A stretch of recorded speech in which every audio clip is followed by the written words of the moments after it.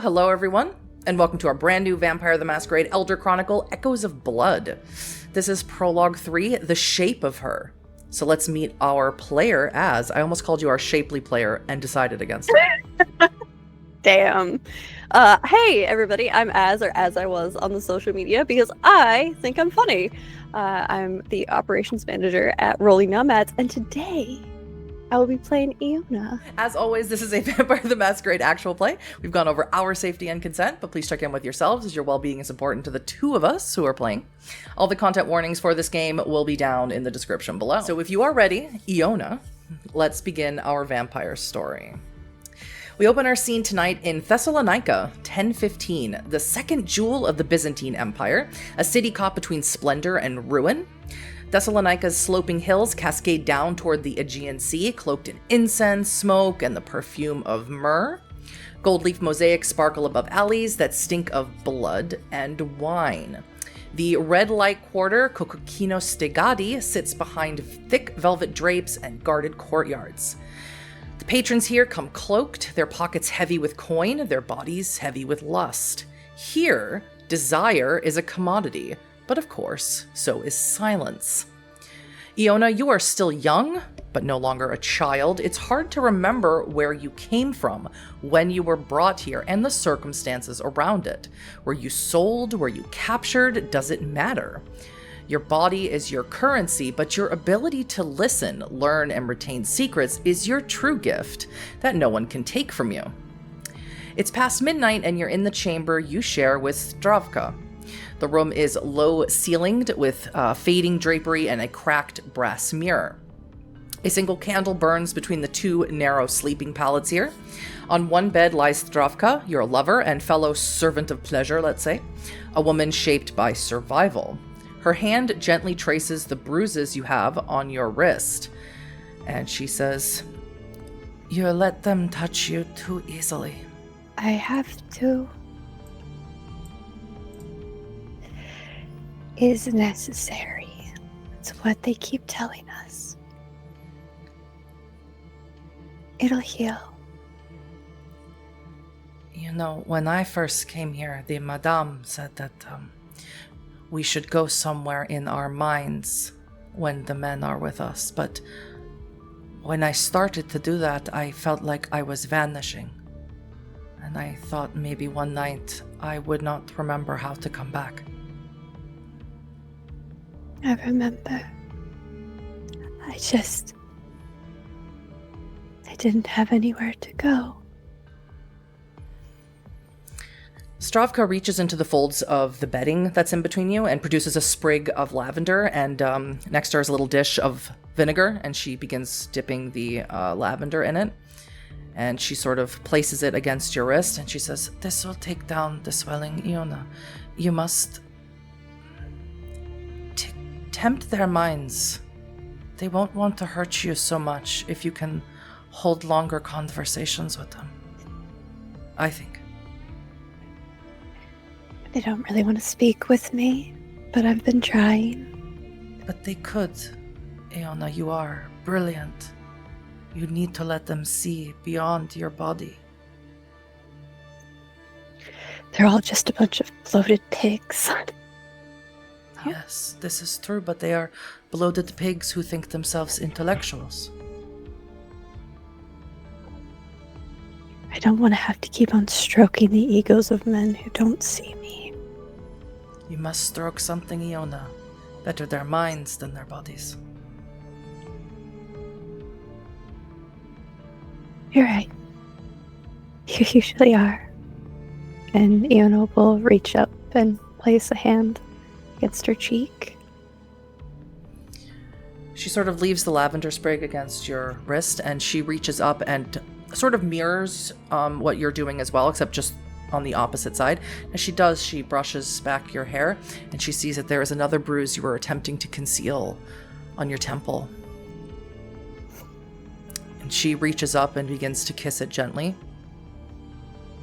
And as she does, she moves down to your ear, and she says, "There's a man who keeps coming to visit me. He promises he's going to take me away. What should I do?" What? No, look at me. She'll pull back.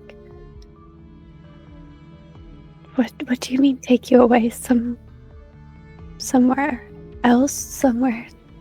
I don't know. He only comes to me at night. He never touches me. He says he wants me for the shape of me. I don't know what it means, but he promised one night he will take me from here, and I don't know what to do.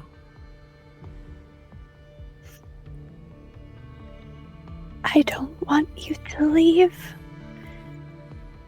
I don't want to leave you, Iona.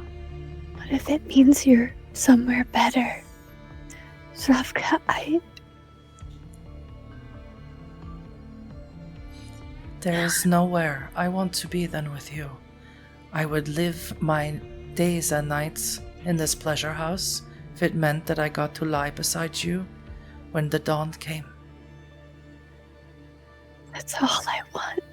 Is one day we wake up and the sun on our skin is our skin and not theirs. I didn't want to sell you, but I worry one night he will come for me and you will be gone, and I don't know. I don't want you to wonder what happened to me, and if I can, if this man, if he loves me, maybe he would let me bring you to we could be his, a brothel. I hear some noblemen have their own brothels. And then it would just be us. And whoever else he has, but it would be us. That's all I want. It will always be us. Yeah. Yes. And Iona's gonna lean down and kiss her. All over her face, trying to take in as much of her as she can, given this newfound fear of her going, not being able to follow. As you kiss Zdravka on her face, she moves down to your neck. It's gentle, it's loving. It's so unlike the love and pleasure that you've had to endure your entire life. The relationship with Zdravka is genuine and consensual. And the fact that it could all be coming to an end is horrendous. And as the two of you find yourselves in each other, besides the smell of her, there is the overwhelming scent of the vinegar and the lavender. The following day in the market, you are amongst the other women of the brothel. You're in a finer silk than you are normally wearing when you're in the brothel, but this is simply because the madame wants you to sort of look better than you actually are, and this is a time for private parties. She actually wants you to be chosen, hired for noble feasts. It's a great money maker. And the open square is outside the Palace of the Dew, or the Ducks. I'm not actually sure how to pronounce that correctly. You smell out here in the square open roasting lamb right out in the open. There's lots of wine that's being spilled. There's a lot of men who are already been drinking most of the day, and they're pretty excited about all the women in the street. And very distinct smell of flowers, but you're not quite sure where it's coming from. There must be a stall somewhere. You are veiled, Iona. Your hands are gloved in gauze, and the noblemen who are surrounding you, and the other women, of course, are watching you with disinterest. Because it is the eunuchs who are going to judge you like livestock. And one of the eunuchs comes up to you, and he sort of puts his dry, cracked finger with the long nails underneath your chin and lift it up to look into his face. And he says, "Smile, girl, or the ducks will have you scrub chamber pots during his party instead." I have much more useful things to do. Then let me see those teeth. And she smiles and looks exactly like they've told her to. He sort of leans down and he begins smelling you. Same place here where Stravka was kissing you just the night before. He leans down and smells for the perfume in between your breasts. And eventually he smells down, which is completely inappropriate. And some of the noblemen laugh, and some of the girls who are here also laugh, just glad it's not happening to them. As he comes up from underneath your dress, he gets very, very close to you, and you can smell yourself on his face, and he says, "Why lavender?" It's calming. He nods to what looks like guards or some sort of security, and they come over and they come to you on either side and sort of take your arms, not roughly, but not that gently either, begin leading you toward a carriage here. I think when they go to reach for her, she does like try and pull her arms into herself. I can walk myself. They don't answer you. They're not paid to talk to horse. Yeah. You see that they also grab someone else from the pleasure house. She is a veteran, you might say. Her name is Justinia. It's not her real name, you know that. It's just a name that was given to her. Popular empress at the time, who she had a very similar resemblance to. So that sort of was the name that was given to her. And of course, you don't even know if your name was given to you or if you had it when you arrived. You have no idea. Same thing with Stravka. She doesn't know either. You'd think, though, with a name like that, has to have come from somewhere.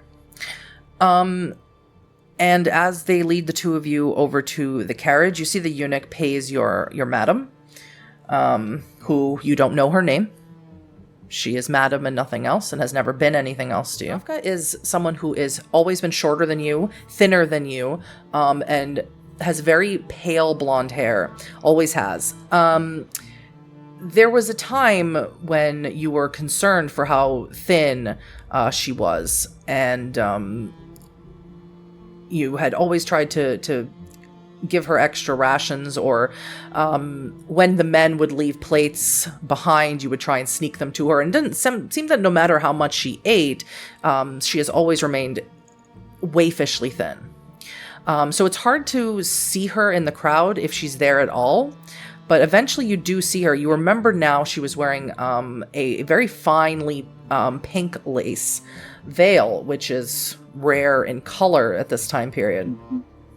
And you see she's speaking with a man. You can't tell if he's a eunuch. You've never seen him before. You don't know what he is. He's not dressed like a nobleman at all. Not that the eunuchs are, but the eunuchs carry insignia that indicates what they are. And he's not wearing anything like that. And she's speaking to him, and she looks frightened, maybe excited. It's hard to tell.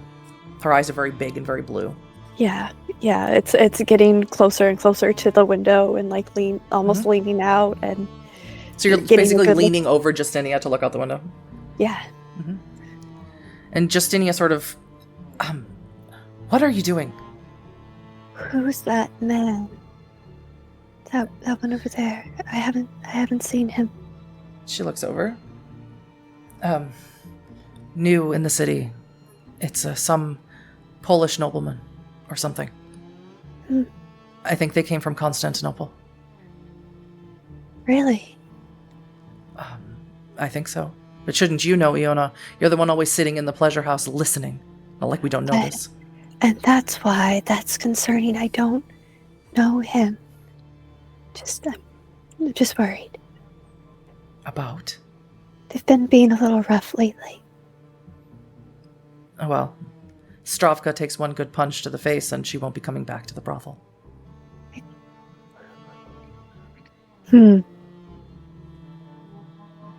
She's just so delicate, not really meant for this work.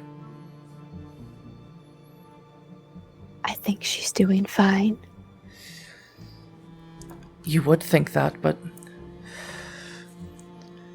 you're on the lower end, Iona. You're still sharing a room. You have to think about the big picture, not just the little things. I don't know, I like my own bed. I like my nice things that the men give me. I like my regular customers. I don't like bruises. And she sort of flicks your wrist and it hurts.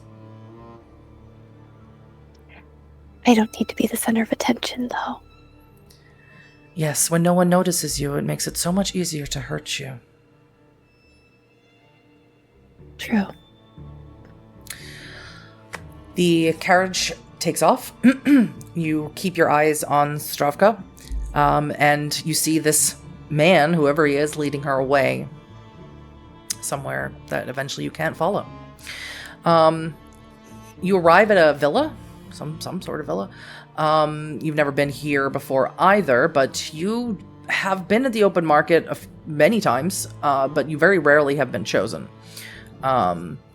The eunuch takes you both out of the carriage, has the guards do it rather, and leads you down through some servants' areas, sort of candles flickering in the gilded sconces. You can't see too much here. It's not well lit. He has a bowl with water in it. He starts throwing the water on you. It's rose water. You can smell it. He's trying to perfume you even more than you already are. And of course, before you left the brothel, the madame already perfumed you. Mm-hmm. But it's not enough. Not for him, anyway. And then he brings you into a salon. It's very quiet here. There are people in here, all of them nobility, you can tell. There's only you and Justinia here for pleasure women, which makes it dangerous. Might be the correct word. It might not. There's music in here. Someone's playing a lyre somewhere in the room. It's, like I said, it's very dimly lit. And the eunuch sits you down. Justinia is still by the guards. He sits you down on a divan besides someone, and he takes Justinia somewhere else. Now, the man he sits you next to doesn't look at you right away. He doesn't even seem to notice you. Do you have any dice with you? I do. I don't have a sheet for you at the moment because you're a person. But can you roll me 5 dice? Failure, success. 4 successes. Yeah, wow. So you look over at the text he seems to be engrossed in. And the eunuch is still standing there, and he sort of makes eyes at you as if to entertain him. Right? And then the eunuch leaves. Mm-hmm. And you can tell that he must be a philosopher of some kind, because the text he's reading is from a philosopher that, although you have never read her works, and likely can't, you've at least heard of her, and you recognize other men in the pleasure house having, especially the ones that come from the universities, having brought these texts with them and discussed it in the pleasure house. You recognize the writing. It's from a woman philosopher named Hypatia of Alexandria. And he seems completely engrossed in reading it. He's not paying any attention to you, and the eunuch is making eyes at you as if he'll do something if you don't start, I don't know, throwing yourself at him or something. I think, given how engrossed he is, we're not going to touch him. But Iona's going to lean in. How do you find Hypatia's works? And he looks over at you. You know Hypatia. Not personally, no. And he sort of stops and then begins to laugh. There's sort of a moment missed there. And he goes, hyperbole. Yes. Please, I would love to hear. From what noble house or university do you hail? I am not so lucky as to come from those houses. My house is less known. I'm so sorry. Then what are you doing in my home? Your servants brought me here. For you. To discuss philosophy? If that is how you wish to spend our time together. You can, as you lean over and look at the text, you can smell that same rose water on him. Someone has also, against his will, sprinkled a bunch of rose water on him. And he says, shall I Shall I read to you? Would you like that? I would. It'll help take my senses away from the setting that your servant so forcefully put upon us. It's quite pungent. Yes. No one talks to me, and I don't talk to people, and definitely not beautiful women. But my family, my servants, they think it's because I smell. I don't think I smell. Only of rose water. Yes. This passage here, what do you think of it? Fables should be taught as fables, myths as myths, and miracles as poetic fantasies. To teach superstitions as truth is a most terrible thing. The child mind accepts and believes them, and only through great pain and tragedy can they be in after years relieved of them. What do you think about that statement? I find that the mind of a child can hold many horrors and atrocities, and making more only causes damage. So you believe that the superstitions of old, before the empire in the east, in the west fell, the pagan gods and their nymphs and their satyrs and all the things that they say come from the Slavic lands, the Baba Yaga, all of it is just myth and superstition meant to frighten us. I suppose monsters even have to make their own monsters to be afraid of sometimes. You have a clever mind. It is a shame that it is wasted on velvet and song. Well, I get to tell my own stories during times like this, so thank you for at least this. I would love to hear your stories.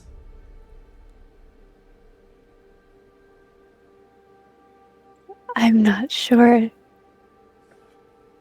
they would hold up to the standards that your philosophers have. I really think it is me who should decide that, no? I am the master of this house. What stories would you like to hear then? What is your name? Fiona. You may call me Theodius, but Theo is... My mother used to call me Theo before she died. Do you want me to call you Theo then? It does sound nice when you say it. No one calls me Theo anymore. Well then, Theo, what would you like to hear? Did you want to be a prostitute? Is that how it works? No. How does it work? Some of us are taken away and brought to the houses. Some of us are bought and traded. Some of us end up here as a last resort. My story, though, I don't remember. I've been at that house since I was a child.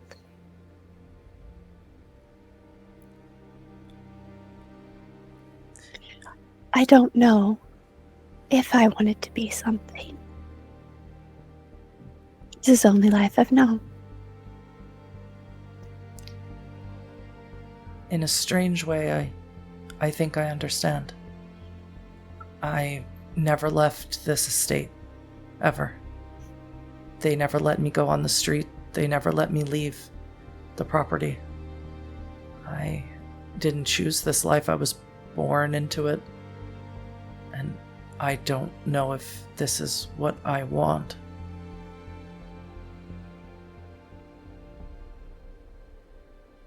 Yeah. Given that you are the lord of a house, there are people who look to you, though. Yes, servants, peasants, for their land deeds and their money. I don't care for any of it. Would gladly give it away. There are those that you would have the power to change their lives, and you would give that away. You mean like you? Like me, I suppose. But others as well. You have no one you're beholden to except for yourself, Theo. He takes your hands in his and lays them over the text. I could be beholden to you. I could help you if that's what you wanted. I think my life would not be so lonely if I had someone to share it with. And as soon as he says it, before you can even answer him, you hear, and you think maybe he does not, or he is just so used to this behavior that he's ignoring it. But you hear some of the other nobles laughing behind their hand or looking at him or looking at you rather in disgust. The way he's behaving. That is very kind of you, Theo. It truly is. And Iona's going to look around the room and kind of try and pull her hands back. When you move to look around the room, one hand remains on your hands, and the other, he moves to your cheek gently and sort of moves it back to look at him. Don't look at them. They don't matter. I'm asking you. I would never expect anything. To have someone, a companion to read with and to drink wine with alone without these incessant parties and these people, their inane prattling. You could do whatever you wanted. I wouldn't stop you. I would give you a home and a place so you could find what it is that you want. And I could learn from you what it is to be like everyone else. I don't mean them. That is a very generous offer, Theo. That truly is. I have someone I can't leave, though. Who? My companion. We've been together for so long. I don't think I would have it in me to. I wouldn't have the heart to leave her by herself. Bring her. I will purchase her as well. And I will give you your freedom. Just promise that you would not abandon me. Of course. That arrangement would suit us all, I believe. You may stay as long as you like. I will inform my eunuch to take you back to the pleasure house. I will inform him everything we talked about. And you will then return, yes? Do you swear? Yes. My companion and I will return here.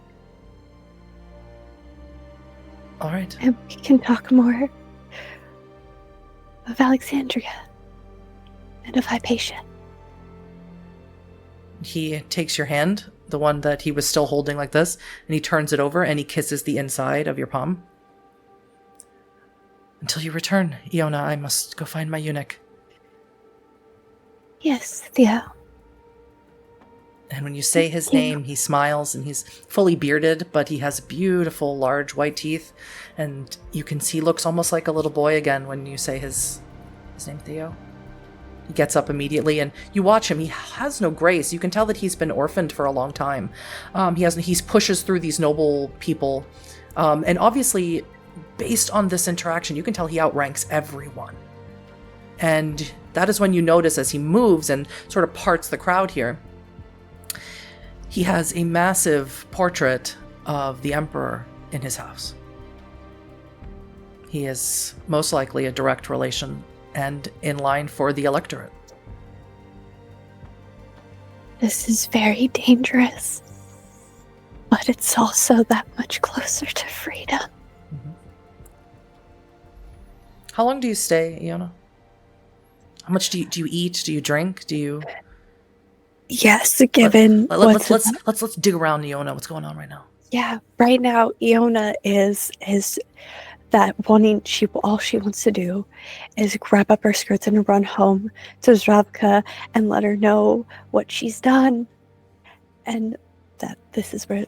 Then take her to this place where they're going to eat. No one is going to hurt them. It was her hope, but it's something. But she has to keep up appearances. And she's going to stare down every one of those people that laughed at Theo. Just because now she has to make a new face to put on a show for. She's now going to be a kept woman of this house. And has to learn that face. The last question I'll ask you is, how does it feel knowing that this boy, he is a man fully grown, emotionally, intellectually not, but emotionally, he's a little boy who just wants someone to love him. How does it feel knowing that there is a very high chance that when the Emperor passes, the electorate might choose him? As you know, the way it works here is it's not primogeniture, it's not father-son. It is an election from the highest noble houses. Part of her feels guilty because she is preying on that want to be loved. And seeing how he's reacted, there's some sort of spine in there, maybe. And maybe sitting and talking, we can get that spine to grow, because if he gets selected, they're going to eat him alive if he's still this way. Eat him alive, or he will be nothing more than a puppet. Yes. So, eventually the eunuch does come find you. He is completely different than he was in the open market. He nods to you, sort of inclines his head towards you. He has put on gloves over his cracked hands, and he sort of holds his hand out to help you up off of the couch. Do you take it? No. Mm-hmm. I am going to stand, though. I need to go collect my things. Yes. The Dux has made everything, all the arrangements. The carriage is waiting for you. Anything that you desire, I will purchase that you'd like to take from the pleasure house. And anyone you'd like to take. They all welcome here. Although he did say it was just one. I hope it is just one. My lady. Just one. And I need a new dress. This one's been soiled. Of course. There is a dressmaker here in the villa. She will simply, when you return, go to her. She will measure you. She will purchase the silks for you. She will make it to any specifications that you like. We should get going. I don't want to keep him waiting. Of course, my lady. And Iona's gonna tilt her chin up and walk out, hoping that she remembers the correct way out of the villa. Mm-hmm. Roll me one die. Success! Okay, then you absolutely do. You hold your head up high. The carriage here, there are guards, but they are sitting up in the carriage, and one is behind it, one is inside as well. And and this is completely different from when they didn't really care, just from living in the Byzantine Empire, or the Roman Empire, as it was called at the time, which was not Roman, but, it's neither here nor there, that there was amongst the nobility, amongst people who have rank, there is a mass amount of assassinations. Yeah. And they are here to protect you, supposedly. 4 to your 1. Mm-hmm. Is there anyone currently inside the carriage? Yes, with the owner? it's one of the guards. In that case, she once again is making that new face. That, okay, I am a kept person of someone of the electorate. Mm-hmm. Everything's fine. We're fine. I am somebody now. And it's all just that blank face with that soft, ditzy smile. That's the only way I can describe it. But yeah, that just because the guards are around.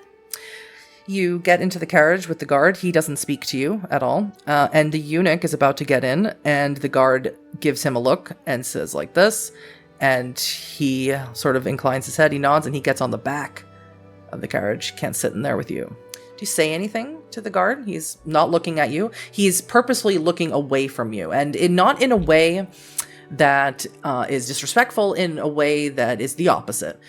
He's not going to look at you because you will belong to the ducks, and he can't look at you.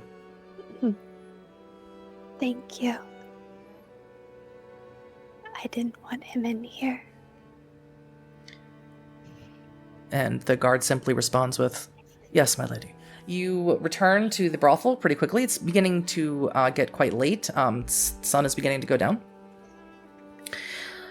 The guard who's inside, he gets out. He lets you out. He does ask you, again without looking at you, "Would you like any accompaniment, my lady? The eunuch has the money." If you would come with me while we get this sorted, I would appreciate it. "Would you like me to take the purse from the eunuch?" "Yes." "My lady." And he walks over. And he says something to the eunuch. They're speaking a language that's not Greek, so you don't know what the language is. It sounds vaguely Arabic, but you're not proficient in languages, not yet. And takes it from the eunuch, and he says, "At your leisure, my lady." "Let's go find the madam." And you head over there. And the whole time we're walking through the house, Stravka's, that's it. That's the only thing. Mm-hmm. He's looking for her hair. You enter in. It's a small corridor from the entryway. Oil lamps in here and stuff. And as soon as you walk in, you begin hearing whispers. You begin hearing the other women whispering, and they're talking about the Stravka. You can hear it immediately. You hear her name. They're saying, "Oh, did you know? I heard that she was taken by that man that none of us knew. Did you see how many coins he had? Did you see him those silver coins? He was giving them out to everyone just to keep, Stravka away. How many he gave to the madam? She's obviously been sold." And some of their voices are just like whined out. They've been drinking and stuff, and they're just gossiping about her. It's that sense of panic. Mm-hmm. Where, what if I'm too late? What if I didn't get here in time? You look for her. You look for the madam. You don't see her either. You go through the house. You get to your room, and the madam is in your room. And she is packing up Stravka's things. Not like she's sort of picking through them. She's not like packing it up to like bring to her. She's picking through them. "What are you doing?" I'm sorry, Iona. Stravka has been sold as of this morning. To who? I didn't get his name. Or if I did, I can no longer remember it. Well, where did you... Where was he taking her? To his master in Constantinople. For the life of me, I cannot imagine why he would take someone like her. She's, uncomely and small.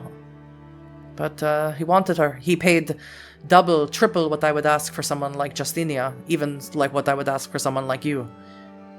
He paid enough to pay rent for this house for a year. And how much would you ask of me? Madam, how much is my life worth to you? I would say a gold. Yes. You are worth a gold. You are no Justinia. You are not 3 gold, but you are a gold. For Stravka, he paid 20 gold and 50 silver. I had never seen such money in one time. I could not refuse it, Iona. I know that you two, we all saw, but this is business. Yes, it is. So 2 gold. 1 for me and 1 for everything in this room. Who gave you 2 golds? And is the guard with me? He is just outside the door. She's going to reach out a hand. Mm-hmm. He digs into the purse. He pulls out 2 gold pieces. The Emperor's face stamped on them. Uh-huh. She's going to drop it into the madam's hand. So you have been sold as well. What fortune for this house. I hope he does not throw you out. And she sort of clinks the gold at you as she closes her fist. And she leaves. Iona's going to grab everything that Zdravka touched. The rest of it was never really hers anyway. You do see something amiss in this room. Now, maybe the madam did this, but it seems unlikely. Mm-hmm. The sprig of lavender that you had left on your bed has been moved. It is sitting upright on the windowsill. The tip of it that is bent forward like this is facing towards your bed. I think Iona's gonna start searching through the bed, seeing if there's anything that maybe Zdravka left, but maybe this was the only way she could say goodbye. Do you take the lavender? Yes. The guard helps you gather. You don't have many possessions, but the guard helps you gather what is in here. Takes you back to to the villa. Now, question is, Iona, when you arrive at the villa, Theo is there. He's very excited to see you, and he has all these books that he wants to read with you, and then he goes, "You are alone? Where is your companion, as you said?" She was sold while I was here. To someone in Constantinople. He looks sad for a moment, but then his smile brightens, and he puts the books down, and he sort of puts very gentle, warm hands on your face. My uncle is the Emperor. Perhaps I can take you to Constantinople. Would you like to live there? I have a home there too. I just like it here because there's even less nobles, but I would go there if it would make you happy. Maybe we go visit and we could see Zdravka and... I must get permission from my uncle to return to Constantinople. He's afraid someone might murder me in case when he dies and I become emperor. So I must wait. Can you wait? I will write to him, I promise, but I can't go until he says I can. As long as she's... I would wait an eternity to see her again. I hope it's not that long. I will write the Emperor and some other noble cousins. Perhaps they bought her. If she is anything like you, I can't understand why they wouldn't. I don't know what I would do without her. I understand that feeling, he says as he stares into your eyes. And because this is the game we play, cringing inside the whole time, she puts her hands on his and gives him a warm smile. The days here at the villa pass. You check the docks here at every dusk. You've had Theo hire sort of beggar boys off the street to watch the gates in case anyone ever sees that person of your description, ever sees Stravka's description go by. But of course they don't. And the days and nights that passed with Theo, of course, he was denied entry back to Constantinople for fear of assassination. Yeah. And he has done everything he can to make you feel comfortable and happy here. He's given you servants and your own household expenses, guards, gold, jewels, dresses. You spend your days and your nights with him. You do feel a little bit like a prisoner here, but if you do want to go out into the city, he is scared to go out into the city. But he does send guards with you and wants to hear every detail when you return. And one night he comes to you and he sits on your bed where you are brushing out, or one of your servants rather is brushing out your hair. And he says, Iona, the Emperor is insisting that I marry. Have you found anyone? Yes, but I can't marry her. I suppose. Then we'll have to find someone. Or find a way to make excuses. I don't know how long I can do that. There's a Persian princess they want me to marry. But I don't know her. And I don't want to know her. I don't want to marry her. But I think I'm going to have to. Can I ask you something? What is it, Theo? What is it like? What is what like? To lay with someone. It can be pleasurable. But I think it's more important you find someone you can talk to. Someone that you have a partner in. That's what you're worried about. Everything else just takes practice. And he sort of looks at you. But I've already done that. Iona, I think that I'm in love with you.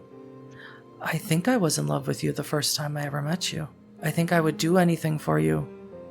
Never ask you for anything. Iona's gonna have the servant stop brushing her hair and dismiss her. Mm-hmm. Yo. You can't. I think a philosopher will tell you you cannot control that. You can't stop it. You cannot control the way you feel. But you can control the actions, those emotions. You don't love me.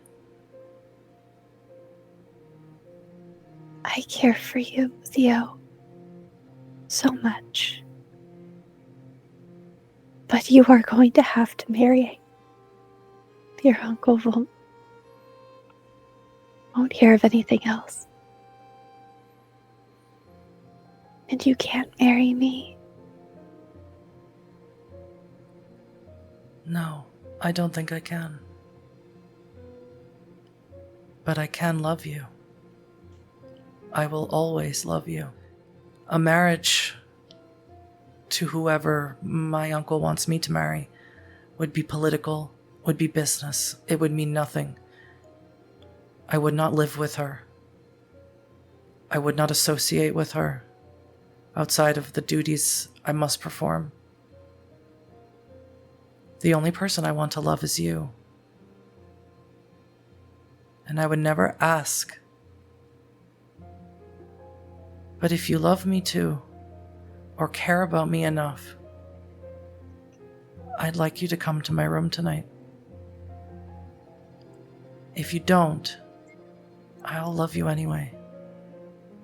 And you will always have a home with me. I think Iona's gonna get up and take his hands in hers but all she can hear is the cage door slamming. I think she genuinely does care for Theo, but it's not like that. The only person Iona has ever loved that way is Ravka. And she's gone. There's been no word for almost a year now. And anytime one of the girls has been gone for that long, they never come back.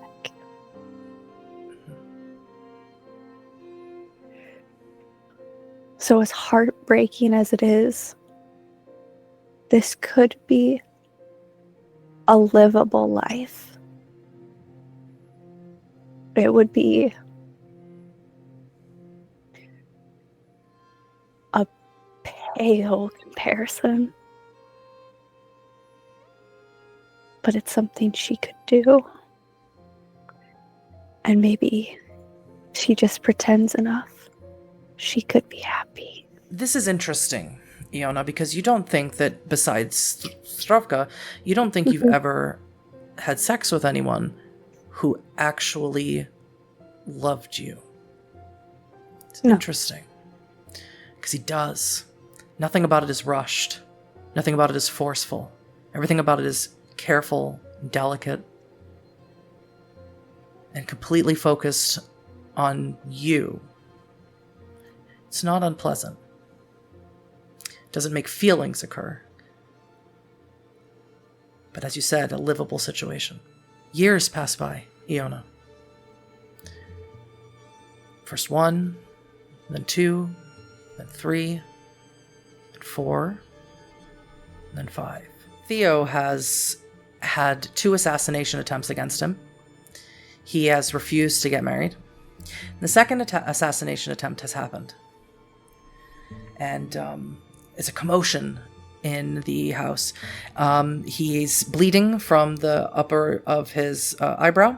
Seems that rock or something was thrown at him in an attempt to harm him, and the guards sort of move everyone out of the way. There's a commotion in the house. It's loud, and he's calling your name, and they're trying to sort of just get him into the villa away from the crowd of people. Yeah, so it's Iona going into the villa to corral him. Mm-hmm. So it's we need to get the bleeding to stop. He doesn't care about the bleeding. Instead, he puts his mouth over yours and kisses you and pulls you close. I'm fine. We need to get inside. He's dead. Who's dead? The Emperor.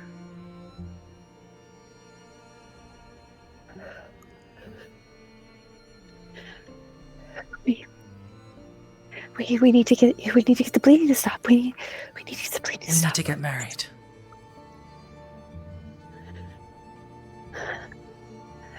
You have to be alive for that. I'm fine. I'm more alive than I ever felt.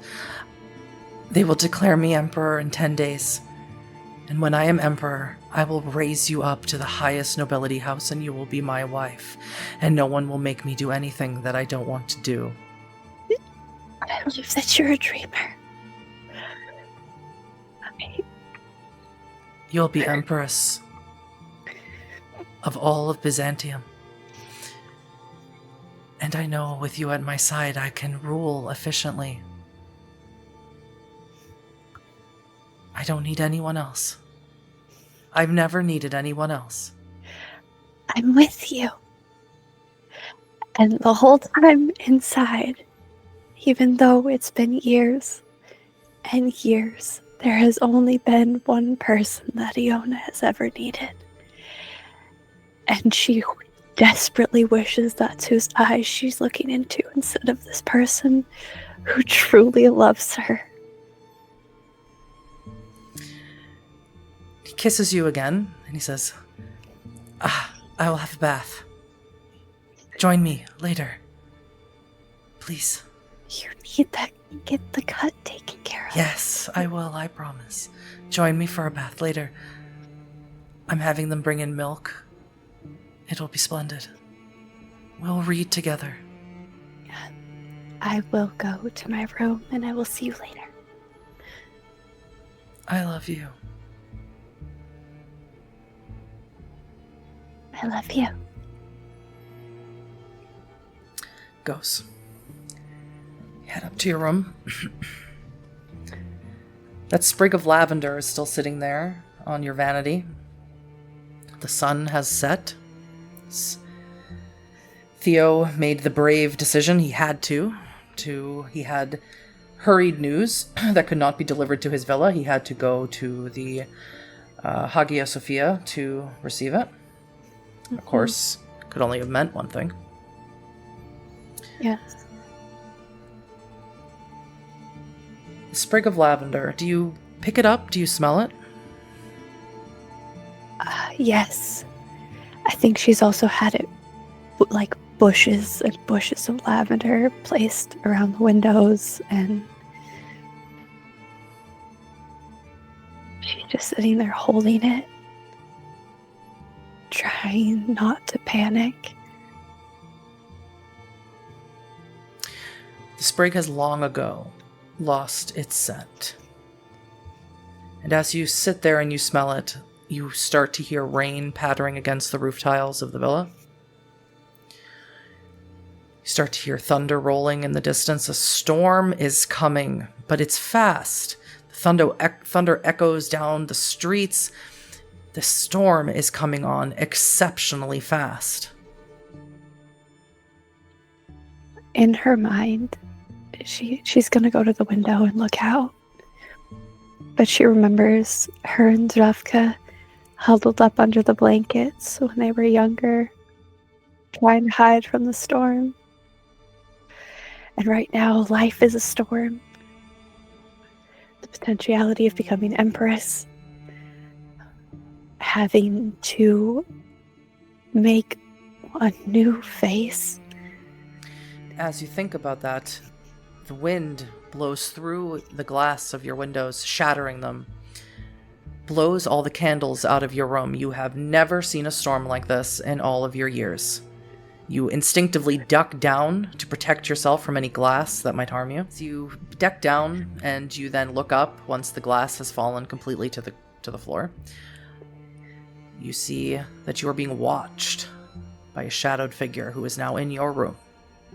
I think Iona tries to run, especially given that there was just an assassination attempt. Mm-hmm. You turn, you move to run, but the figure is behind you as soon as you turn around. And it is Zdravka. Pale as bone, she's wearing no perfume, no veil, no jewels. I died.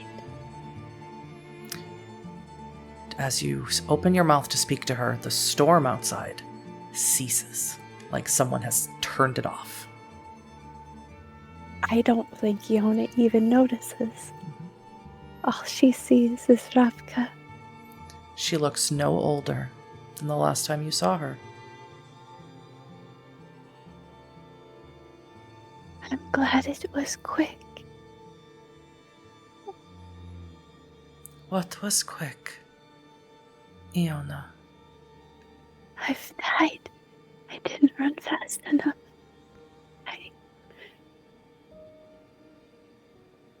And she throws her arms around her and buries her nose in her hair. She's cold. Ice cold. You don't feel her heart beating. You don't feel her breath. I'm sorry. I'm so sorry I didn't get there in time.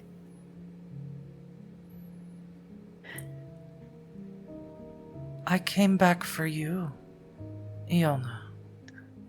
Where have you been? And Jess kind of pulls back and just touching as much of her as she can. She's so cold.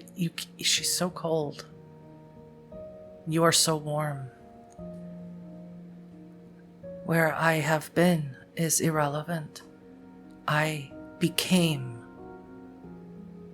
I couldn't take you then. but I can take you with me now.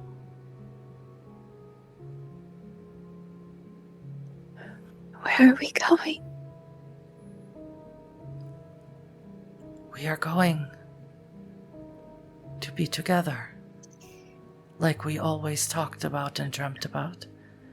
We are going to be together into the ages, stretched forever into eternity.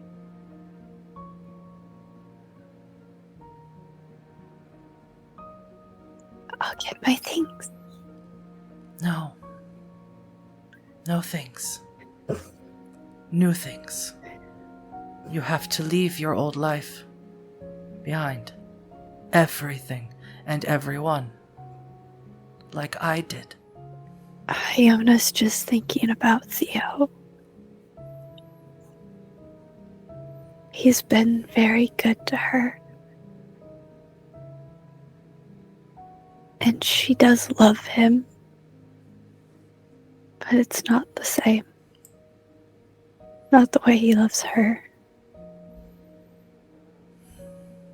And even though she is ice cold, Iona's going to slide her hand into Zdravka's and squeeze it.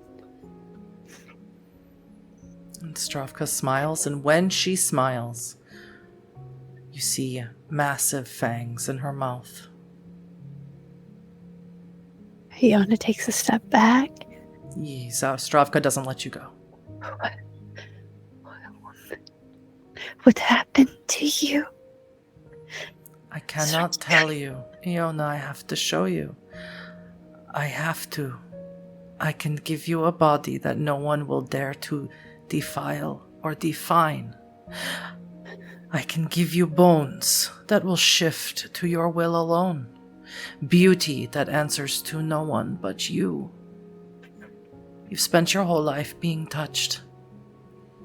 Let me be the last to put my cold hands on your warm body. Let me be the last to kiss you. Eternity, right? That's what I promised you. And it is what I will give to you. And Iona wraps her arms around Zdravka and kisses her. Zdravka kisses you back. She moves down to your neck like she did all those years ago. And the pleasure of her kiss is different this time. It is 10-fold, 50-fold, 100-fold. You melt, you fall into her arms. You've never felt pleasure like this before. You feel everything around you going dark, and you are ready. You think Zdravka is going to kill you, and this will be your eternity together. She's going to make you into the ghost of that she is, cold like her, and you want her to. You hope it never stops, but it does stop. And as you stare up at her in her arms, so much stronger than she should be, she looks down at you and she says, "Drink this, Iona. Forget warmth. Forget time. We are going to begin again." And she cuts open her own throat and begins bleeding it down into your mouth. She will kiss the cut and let the blood flow into her mouth. She lets you drink deeply and fully from her. At least almost. At least it feels that way. Yeah. And the horizon of your world melts into full darkness in her embrace. The city you have always known vanishes below your feet. You feel your body begin to convulse, not in pain, but in metamorphosis. For about 10 years, Iona, you and Zdravka are isolated together in a pine wood hut under the shadow of the Carpathian Mountains, far outside the luxury of Theo's villa and the hustle and bustle of the city. Zdravka teaches you to hunt in the local villages, to control your beast so you do not take life unnecessarily. So concerned is she with preserving your humanity, and her own by extension. You love each other without fear and without obligation in the deep snow, in the ashes from the cold fireplace. Stravka attempts to pass on to you what she calls the power of the land, the ability to command the weather, the temperature, the earth itself. But the blood within you doesn't sing to the rocks and dirt like hers does. It remains silent as she whips winds into fury around you. So, reluctantly, she teaches you another gift inherent to your clan, a gift she calls the power of the fiends. She doesn't like to use it, and you can tell she's never fostered it within herself. So one night, she comes to you with a knife, and saying nothing, but never taking her eyes off of you, she makes a small incision in your arm. Quick. Now, shape it. Feel the blood move. Bend the flesh to your will. Iona will look at the cut and take the fingers across it, imagining it knitting together,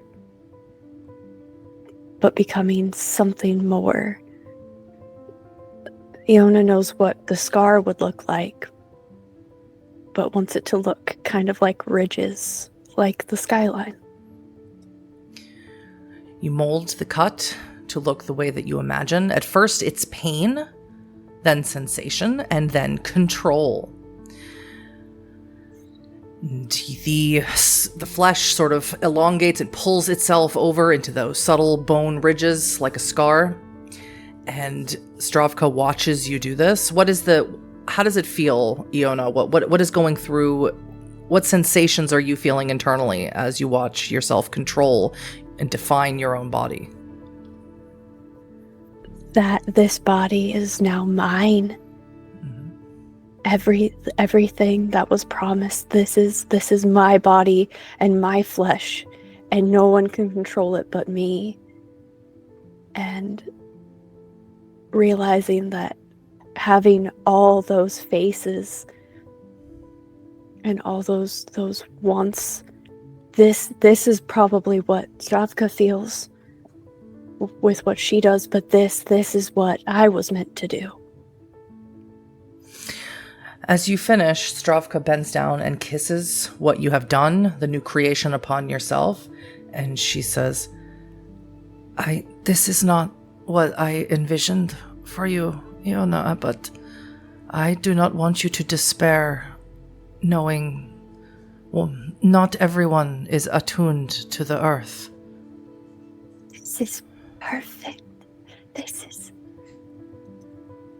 Look. It's mine. Is this how you feel?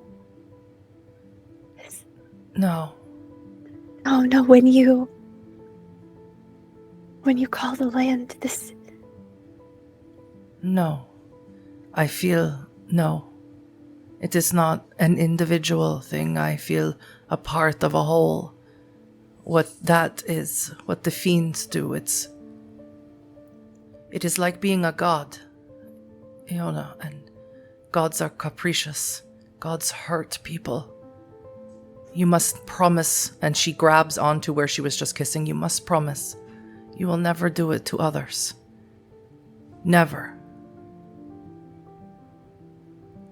I will do this because it makes me feel whole. I promise. My love, I promise. She smiles, a rare thing for Stravka, even when she was alive. And she kisses you delicately, takes you again here in this quaint hut that is like the home you always imagined you would have, away from the lives that you shared together, that you were forced into, lives of indentured servitude. And you wonder what Stravka means when she says that she doesn't feel like she's in control. She feels like she's part of something bigger, part of a whole. Whereas for you, it is almost like the power of a god. You have control over flesh, over creation maybe, if you got better at it. So how much time do you spend perfecting yourself over the next few years that pass? It's most of the time that Stravka is doing what she wants to do, that Iona takes and just starts to work with her fingernails, and then slowly moving up the body to the face, and then the hair and the eyes. And it starts to become this game of trying to replicate faces and then tear them apart, taking the parts that are near perfection to Iona. How much, if any, during that time period do you consider, or maybe even act upon it, stealing away some of the villagers for experimentation? Does it cross your mind at all? It does. Especially, I think there was a night that Iona changed into one of the customers and looked in the mirror and realized that all the power in the world belongs to Iona in the flesh. And maybe we could put that on others, make them feel powerful as well. And so it does cross Iona's mind. But does Iona act on it, I suppose is my question. No. Because at this point, Iona promised. Iona did promise. And at this time, although it's difficult to not want to act upon what you feel is the natural progression of your abilities, it's bliss, honestly. A bliss that seems like it will last for eternity, but of course it does not, because things never do, even for undying creatures. And one of these nights, when you return from the village, from hunting, you return to the hut, and Stravka seems to be gathering some precious things into sacks, muttering to herself, wondering out loud how long it will be this time. And you see that she pulls something out of one of these little baskets that you have here that you keep sort of things that you collect. Both of you are very fond of collecting things now, you've learned. And Stravka pulls out a very long necklace that has a peacock feather dipped in resin in it. And she puts it on. This is a gift that was given to her a very long time ago by a patron. And she never wears it. But she's putting it on now. What are you doing? You remember I told you about the man who made me? The Lord in Constantinople? Yes. Do you remember I told you I owe him everything. We could not be here. What we have done together, it would be impossible without him. I told you this. You said you were grateful, yes? I am grateful.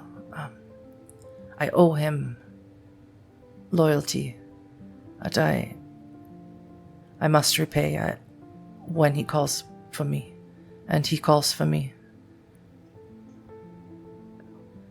So you're just going to leave? Were you going to leave? No, we are going to leave. I'm not leaving you here. We have to go back to Constantinople. For what reason? It's not an important reason for you to know, Iona. He doesn't want to see you. I will talk to him, of course. I have tried over the years to convince him that you are worthy of his notice, an audience with him, but it's a power structure in the city, it's crumbling, and he wants to be the one to fill the vacuum. Yes. He just needs guidance, someone who won't fly off the handle like his other child, Vikos. I don't see why it matters if I'm worthy. I am worthy. I know you are. I know. I don't need some man I've never met to tell me my worth, Zdravka. No, and I don't need him to be pulling you away for these things. My love, if things were different, if I had embraced you in the manner to which the other Canaanites are accustomed, you would be as loyal to me as I am to Simeon. I did not want to do that. I love you. I have always loved you, and I wanted you to have as much freedom as you possibly could. It is not the way with the old ones. It is not how they operate. I must go to him. He calls for me. Iona, I know there's someone in the city. The man I found you with, and her tone changes suddenly. She's a very even-toned, even-tempered person. But when she mentions the man, she never refers to him by name. That man, he still rules the Empire. In name, anyway. As far as I know, he is completely puppeted by others. Well, of course. Of course you would... What we always used to say, that we would find if we were lucky, we would find a rich man who was too stupid to be a part of politics, or a political man who was too stupid to understand his own machinations. One or the other would keep us safe. I suppose I did then. Let's go. So eager to see him as soon as I mention him. I do not wish to see him harmed. But that you cannot prevent, Iona. He is far too public a political figure. Right? Of course, my love. I'll get my things. And Iona will gather up things. Theo was very good to Iona. And there's that part, that humanity that Dravka is very, very set on. That truly doesn't wish any harm upon him. But also a very, very large political figure. Imagine what we could do with that. I would just have to be Iona. Yeah, as far as you can tell, Stravka doesn't want to be part of the game that you've heard about it, this great game that the Canaanites play. But Stravka doesn't want anything to do with it. She wants to live a life alone in isolation with you. And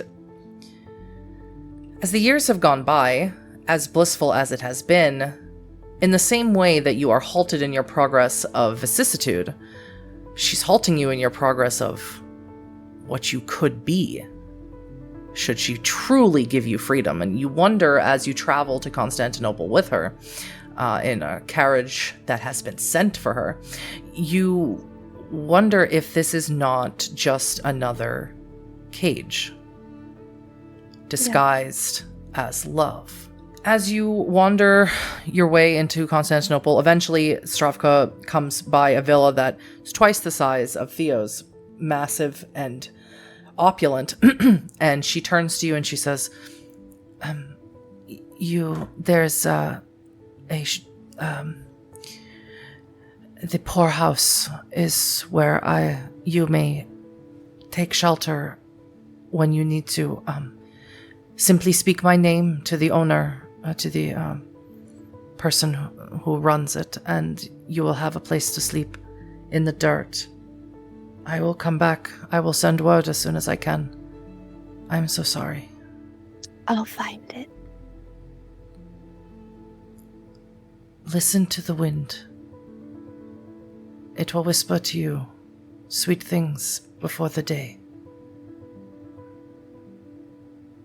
I don't hear the wind, Dravka. Your sire's waiting for you. She looks dejected, but still she squeezes your hand. I'll see you soon. Be safe. I love you. I love you. As she wanders barefoot and in very plain drab clothes into this extraordinarily elegant villa. Completely out of place. Do you head for the palace? Yes, I'm not going to the poorhouse ever again. I was promised that we would have freedom together. And Iona would spend the rest of eternity in a poorhouse with Ravka. But that's not what's going on right now. You head to the palace. Of course, this is not like entering into Theo's villa. This is far more guarded. There's far more people here. And you do see that there is someone standing speaking to one of the guards. They seem to be speaking quite friendly. And as they're talking to the guard, as you're watching, trying to figure out the best way to approach the situation, someone dressed very finely and elegantly comes out and also begins speaking to this person. They have blonde hair that's in a braid. Mika, you are speaking to the vizier here, and he, you've been at this for so many years. Who could tell which vizier this is? But it doesn't really matter. You're charming enough to talk your way into almost anything. And the vizier says, I mean, of course, the emperor wants to accommodate you, my lord. You have given so much to the empire, and you are so very valuable, your services to us, but I mean, our dungeons, they are rather plucked through right now. There's been no major conflicts at the moment. I mean, what is it that I can do for you? Do you presume to know what it is I desire, Vizier? I mean, the people who do pluck to the prisons either want young, effeminate boys for pleasure in the pleasure houses, or they want strapping young men to die in some conflict between houses. We have none of these things here. And you still presume my desire.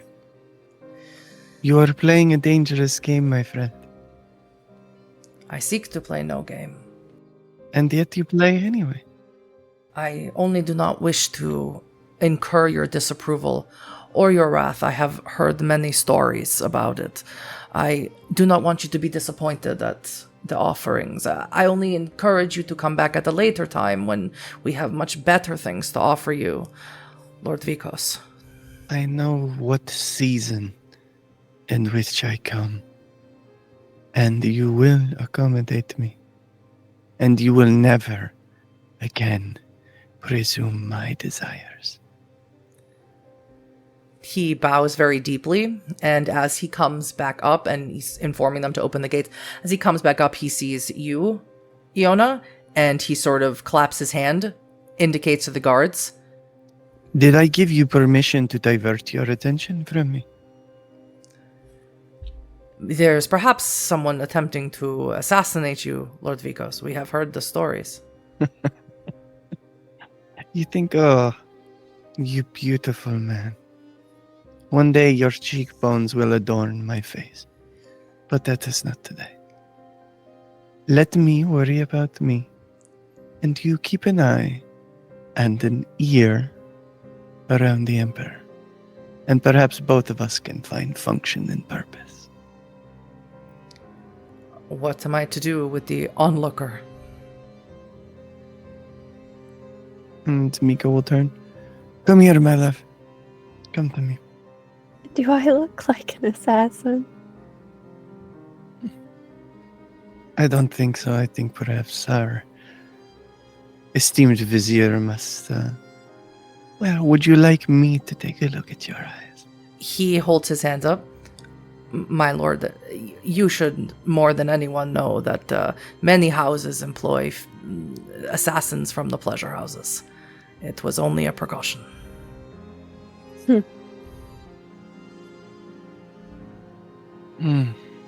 I see. Your mind is as small as your field of vision. Such a shame in your position. Yes, well, Would you like me to widen either of them? no, my lord. Would you like a guard, escort to the prisons? I touch the very shards of creation every night. I need nothing from your feeble hands. Again, he bows deeply and sort of backs up away. I think your hands are very nice. Thank you. You are? Nor so that I may know. Have you chosen a name for yourself yet, my dear? I think that's one of the only things I haven't chosen. You can let them know Iona is at the gate. It's a look of acknowledgement or recognition in his eyes. And he sort of, my lord, you're obviously welcome to the prisoners. I have somewhere urgent. I need to be. Excuse me. Go then. And he does. Now, you luminous creature. Where did you come from? I can smell my bloodline on you. It is... But you are not one of Simeon's. No. Your eyes still have beauty behind them. That is the thing that he takes from you first.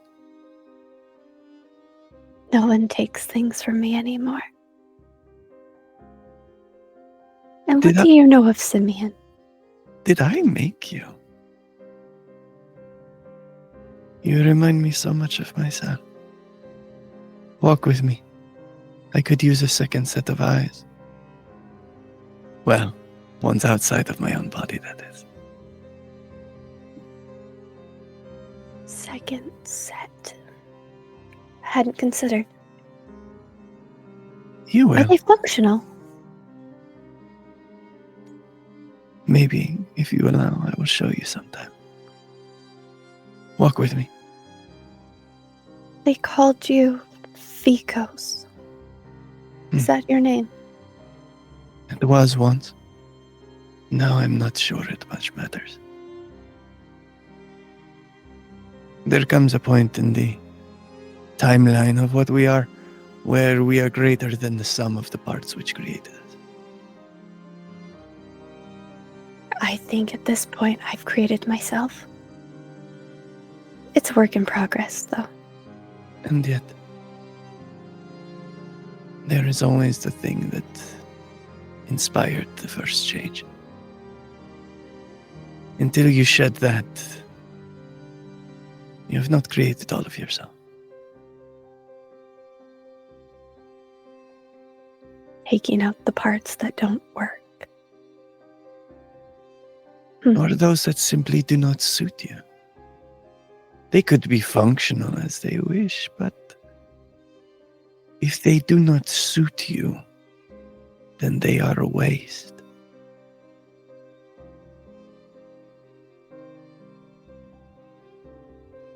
And that goes for all of these serfs and servants.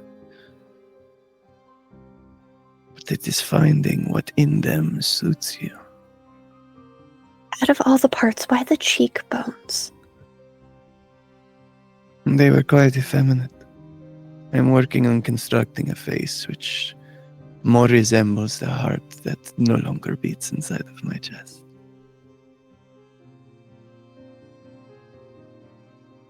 I've been working on it. I see.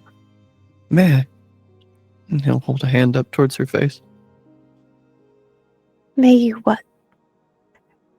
Inspect the craftsmanship of your neocranial ridge.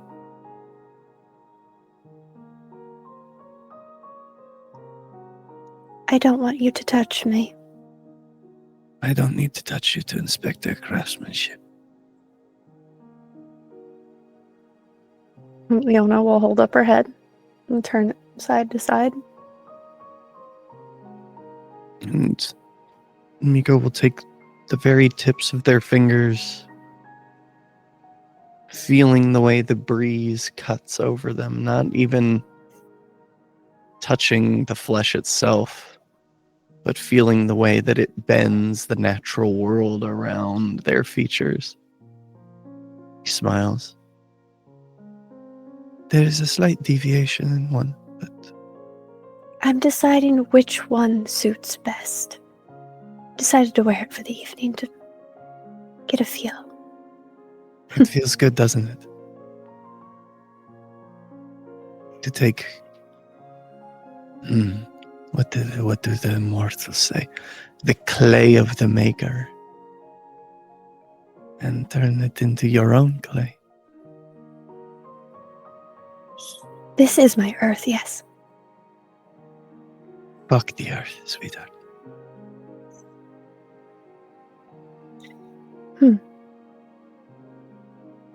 I agree in a way. The earth is a thing that will one day in the great far-flung future be dead and gone.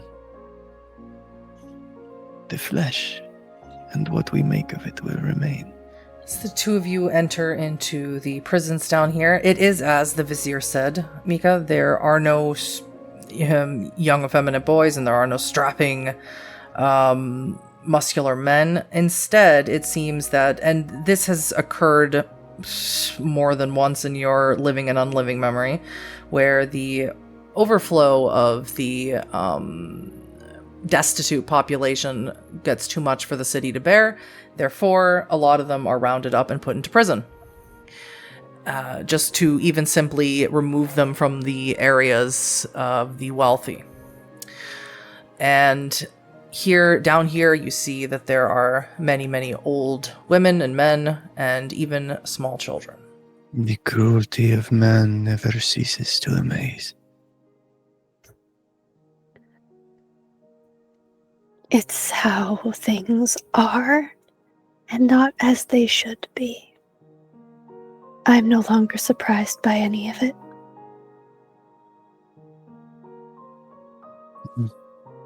Surprise and amazement do not exist in a vacuum with one another.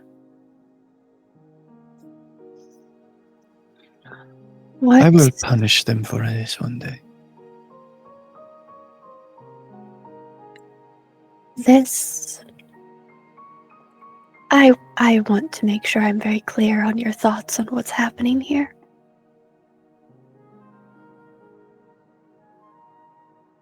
This wanton cruelty, which serves only the egos of the aristocracy. I was born into it, sure, but that child is dead. I have become more, and I will keep becoming more.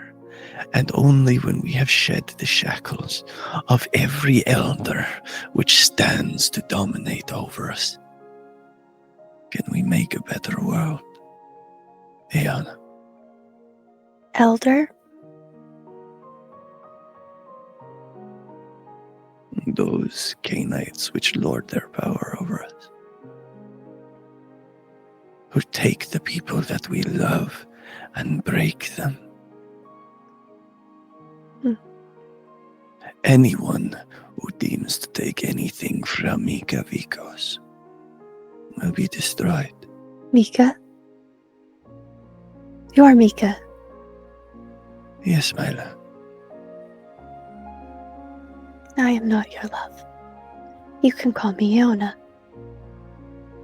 And while I am very familiar with the human aristocracy, as you say, I'm very tangential to Canaanite society. Is this how all of them function? Dungeons. Whether physical or metaphorical, yes. Who is your sire, child?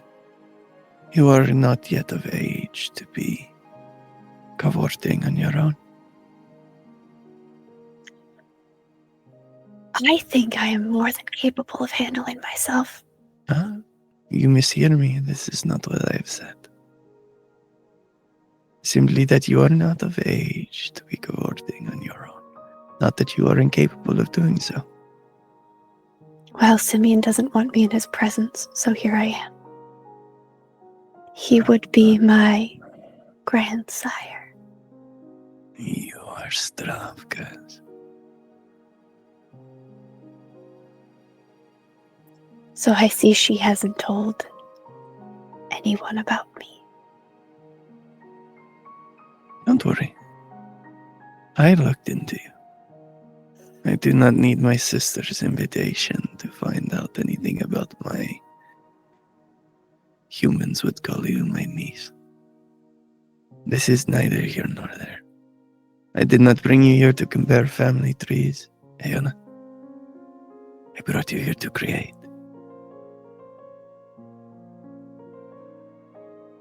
Would you create with me?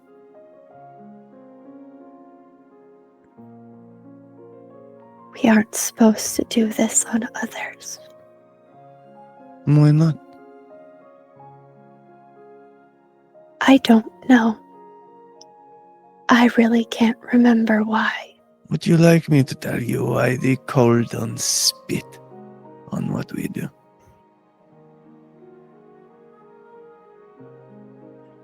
We are in service to the living, and they are in service to cold dirt, and to the blowing of the wind, to the flowing of the river which carves away the granite. It's boring.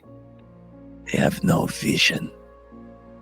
We see things, and we make them real. We reach into the depths of fantasy, and we make dreams real. They say we should not practice on others, that it makes us what? Fiends. What is the greater fiend? Huh? Taking flesh and making it something powerful enough to break the bonds of domination that have been forced on you. Or slaving oneself to the natural world which rejects them. Which is fiendish, I wonder. Offering someone a fantasy and taking it away, honestly. I don't deal in fantasies. There is only the here and now. I am what I make myself, Mika. And others will be as you make them. Watch. And he will step up to one of these older women. Come here, sweet woman. The woman is from some Middle Eastern area. She doesn't know, she doesn't understand, but she sees that you perhaps might be here to, as some noble people do, philanthropic things like giving the poor food. So she does immediately come over to the bars of her cell, almost animalistic in a way. So hungry, thirsty she is. You will take her hands, looking at the kind of gnarled arthritic states of her knuckles and fingers. And he will just grow a single claw, not very long, sharp as a razor blade. And he will begin to fix them, each finger, pulling the arthritis from it and enforcing that bone with another ligament, so that not only does it improve her grip strength, but it essentially turns her grip into something of a vice. I imagine you employ presence to keep her looking at you. You're talking to her so she doesn't notice what you're doing. And about halfway through, he'll look back over his shoulder. Come closer. Aeona, or you'll never learn. Iona's hands are itching. Like, it's that wanting to pull in and realizing at the same time what has been kept from her and what she's been kept from. But the moment the flesh starts to mold and things start to bend, she's right there. I think from there, once her hands are fixed, say, now, I think this one will need a sturdier pair of legs.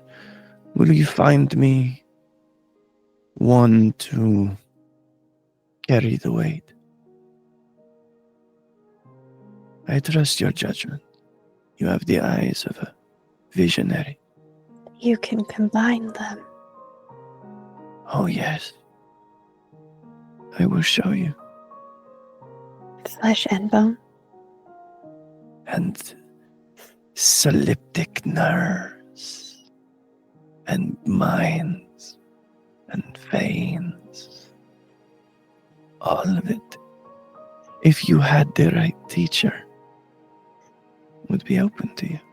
Iona's going to take and walk around and look at these people. And the way Iona looks at them, it's not as like they're people, they are parts. These are the materials in which we will craft an image and a body. You, to use parlance that does not exist at the time period, you build your Frankenstein creature out of the various parts of these people. You spend a significant amount of time in these dungeons working together till you have not perfected, but have built something functional and beautiful together. So maybe about 6 hours have passed. You two working together, you learning, Iona, Mika, you teaching. And you gaze upon your creation. The woman is in shock, you think, but also amazed that she can move. What you have created here is a vessel, surely. But now it's time to fill it. For this to become a Vasht, it must drink your blood. So feed it. I don't want to make another. Let me tell you a story about a young man called Mika. Mika also endeavored to make them want it without the blood. Mika had made a beautiful, such a beautiful Vasht. The lower quarters of a lion, and the torso of a man, his hands turned to blades and lances, his features strong with the razor beak of a hawk. He was my Icarus, and unfortunately, young Vikos did not know that he had unwittingly played Daedalus. In trying to make him want it from his own mind, I gave him wax wings. And when the effects wore off, Icarus's wax wings melted in the sun. And I watched my boy, my beautiful Vasht, hurtle back to the earth. Our craft lives in our blood, Eana. And so our blood must live in our craft. I suppose that makes sense. The binding agent. What you have made here, little brides the line on what is Schlachta and what is Vasht. But given time, you will grow. I don't know what those things mean. The doors. I know what growing means. This is what I intend to do. Just the linguistics. The doors of the House of Vikosh are open to you. Whenever you desire a place to spend your day's sleep, you have but to ask. And all things that belong to me are welcome to you. I will not bar you from your path. I am not Simeon. I am not Stravka. As you say that, Mika, one of the guards calls down into the prison, calling your name, Iona, saying that the Emperor would like an audience with you. Is there a cost to this? There's a cost to everything. But I have someone waiting on me. It is my hope one day that you join me in the throwing off of the chains of those who would enslave us. But it is not required.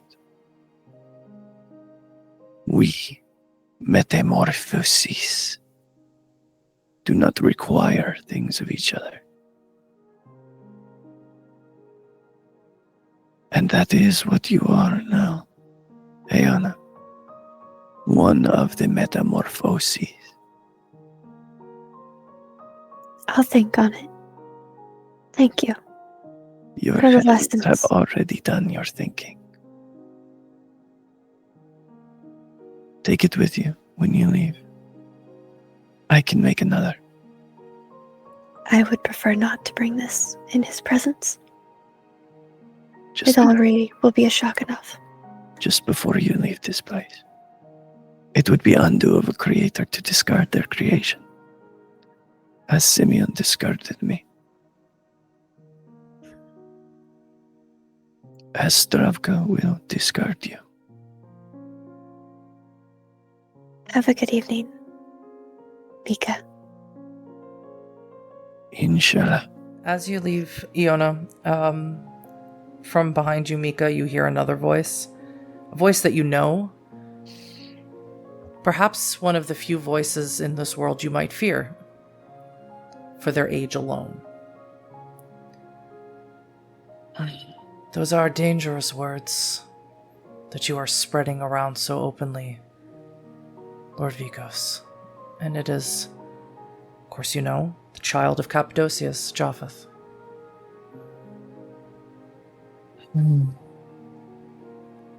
Why does it frighten you, Japheth? I'm afraid you could never frighten me. Oh, on top of cryptic warnings, you as well do not listen. You know, if you are so upset that Simeon cast you off, why not just take out your vengeance on him and spend your days making these little toys, as opposed to... He shrugged me up for her. And I will take everything from her for that. You young canines. You dead, broken things. One day, maybe, you will also be as old as we. And it'll be your childer looking to, cast off your chains. Anything I create will be treated with more love and respect than you have ever known, Japheth. You don't know love, Mika. You didn't when you were alive. What you think it is as twisted as this poor woman and what you've done to her.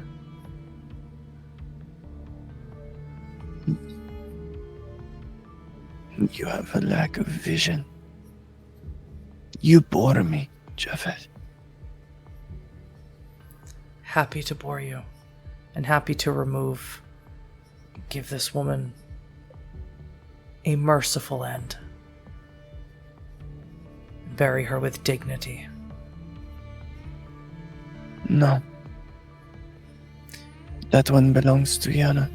She will come back for her. You do not own this prison, Mika. I own the fruits of my hands, Japhet.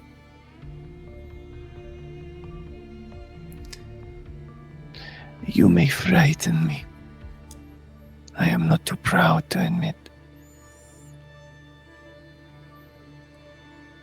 But I am not intimidated by you. I fear what you are, not who you are, Japhet. I fear what you will do to this world long after I'm gone. I fear what you are doing. In the Carpathians, I've heard the rumors.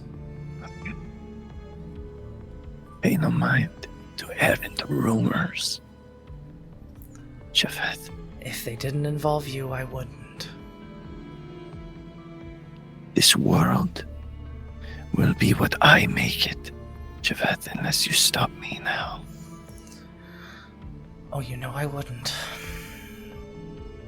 And hence, again, I fear you, but I am not intimidated by you. The feeling is mutual, Miko. Not to blow out your ego or anything. You could join us, you know. That is not my destiny. After what Cappadocius did to you, we have all heard Capuchin. I have no greater love for Cappadocius than you do for your sire. My fate is tied with something beyond your understanding, Mika. It's not a slight on you. It's a slight on myself, on my blood, on Cappadocius. Oh, the poor Cappadocian, he cry in the caves and the temples. Stop whining and do something. I will. But it won't help. You cannot see. Your eyes, they see, but not past the bridge of your own nose, Japhet. And I certainly hope that you are as strong as you think you are if you hope to take on the greatest of us all who still walk this earth. Your eldest who slumbers. And from that slumber, never shall he wake.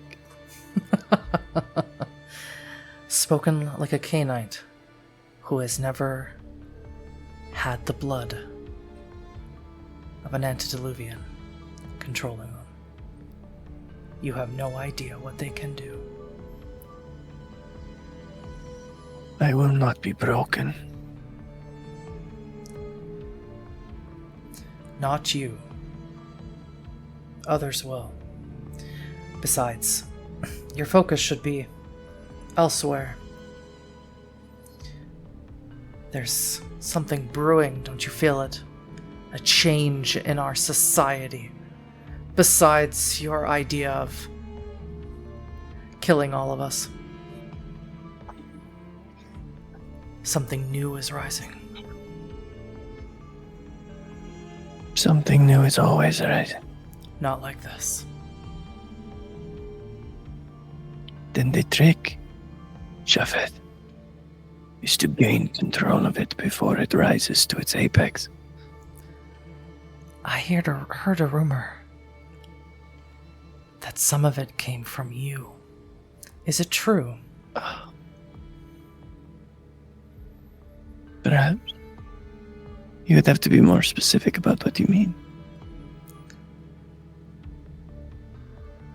Did you come across some pathetic hermitites begging hat in hand for a little vitae? Mm-hmm. The Tremere. I might have. They won't help you. Do you think I would give it to them? Oh, you misjudged me again, Javed. We won't see each other again, Vikos. Oh, so sad. I know. Japheth pulls up his leather mask again and leaves. Buena noche, Capuchin. Iona, upstairs. It's getting close to dawn. But you see Theo here. He's pacing. He's in his night dress. He's pacing the floors of his throne room here. And there's a lot of gray in his beard now, gray in his hair. He's put on weight. But when he sees you, he stops dead in his tracks. And he runs up to you, crushes you against himself, touching you all over as almost he can't believe that you are alive. Iona, what has happened to you? I changed, Theo. You are ill? You are cold. I'm much better than I have been for the majority of my life. It's so good to see you. Have you come back to me? Were you taken? Did you run? I am something else now. I couldn't stay. Iona's gonna grab his hand and put it over her chest.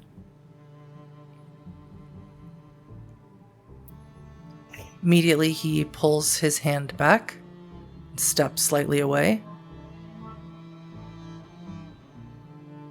Hey. What happened to you, Iona? Like I said, I changed, but I wanted to come see you. Now that I can. I can keep coming back. I can keep seeing you. Is that something you want, Theo? Yes. But I don't understand. Why are you cold? Why does your heart not beat? You will. You'll understand. You'll understand. I'll make it make sense. And Iona is going to bite into the palm and hold it out to him. When you just send your fangs, you bite into his palm, you hold it out to him. He takes several steps backwards, and he says a word that you don't know, but it's a word you've heard Stravka use, so you're from different areas. And he says the word Stragoi. And you don't know the word, but he keeps repeating it to himself, and he looks like he's having a panic attack. No, it's okay. It's okay. Okay. My mother used to have an astrologist, she called it, when she was trying to have more children. Was a woman from the provinces, and she would tell me scary stories. Are you scared of me? Are you? She would tell us stories, Strigoi, blood drinkers. Were you always this way, Iona? No. Did someone do this to you? Yes. But that doesn't matter. I'm here. Please, Theo. Will I become like you if I do this? No, you won't. Then why must I? Because I won't be able to come back otherwise. When you say that, he gets on his knees and begins to drink heavily from your hand.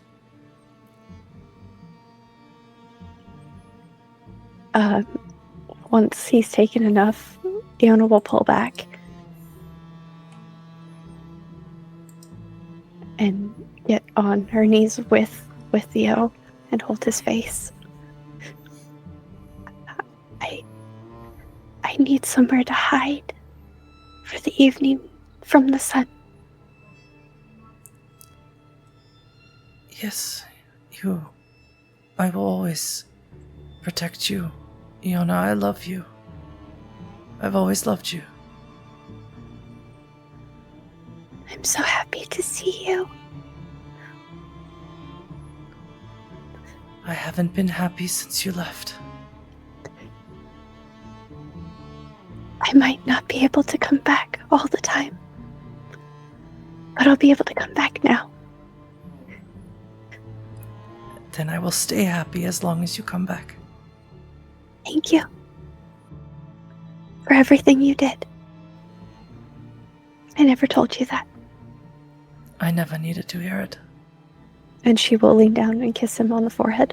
Return to the house of Vikos at night, and Mika is there, treats you well, treats you like the nobility that they are, as if you are no different than they are. Has many willing subjects, not necessarily the poor and the ill and the injured, to train from, but not necessarily not that either. And together, and Ostrovka still hasn't returned to you, and it's been months, almost a year. And what creation, Mika, do you think that you have had Iona working on in the nights that she has visited your home? I think that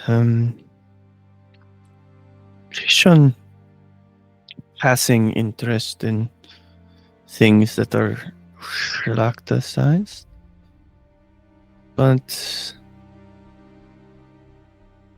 I think truly Mika is content to, after this first lesson, see what she creates unguided. Just providing her with raw pieces and parts. So in, say, the 6 months that you've been coming nightly to the House of Vikos, the House of Gucci and the House of Vikos, what do you think that you have created, Iona, with all this time, tutelage, and seemingly unending tools and material? Okay. The eyes and the cheekbones set in Iona's mind of something that can see all around, something that is strong and capable, something that can't be taken down. Basically, Iona has taken all of her internal rage and made it into something where this thing will never be caught off guard and is powerful enough to take on anything. It's got multiple arms and everything has claws and spikes. It is this prickly creation of destruction, and it has eyes everywhere. And they all function. It's unrefined, Mika, and it's Iona still coming to terms with themselves. They're still attempting to project pieces of themselves onto their creation, as opposed to making creations unto themselves, which of course is a mastery that you have reached and others. You don't need me here as a critic, you need me here as a teacher.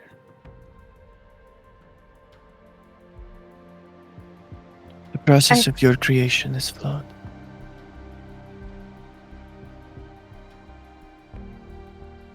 How so? Let us take a walk around this creature you've built. Eyes on all sides, never to be caught off guard. Strength and power. Of course, you've presented all of the raw requirements for Ivasht, but it is unrefined. Because you are still unrefined. It is within your grasp. Why have you not chosen a new name? Why have you not shed off the last shackle of the woman you were?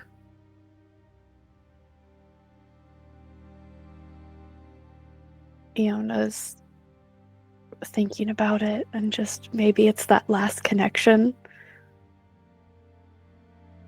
Something that tied Iona to being human. But Iona's not human anymore. I didn't choose Iona for myself, so I think if I'm going to choose something, I'd rather my second name be me, and I'm not me yet. I don't think. There is no second name. It is the only name for what you are.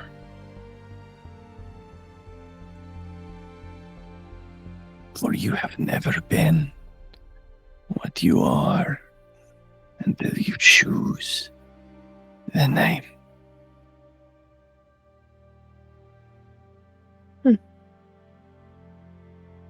I have given you a great chrysalis here. I can aid you no longer if you do not fight to get out of it. Did you know most butterflies die escaping the cocoon?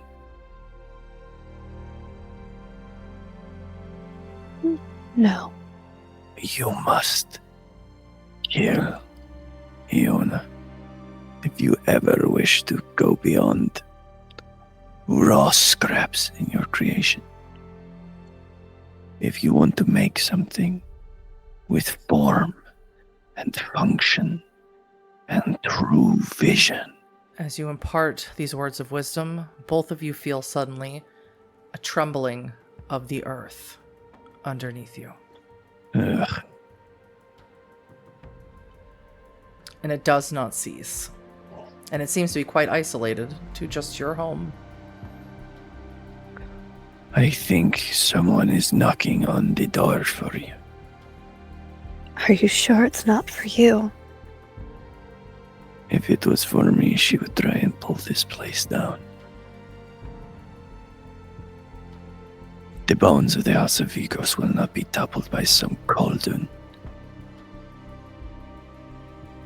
And the bones of the house of who you will be will not be torn down so easily either. You nameless thing, are the first beautiful thing I have seen in quite a long time. Do not betray my vision.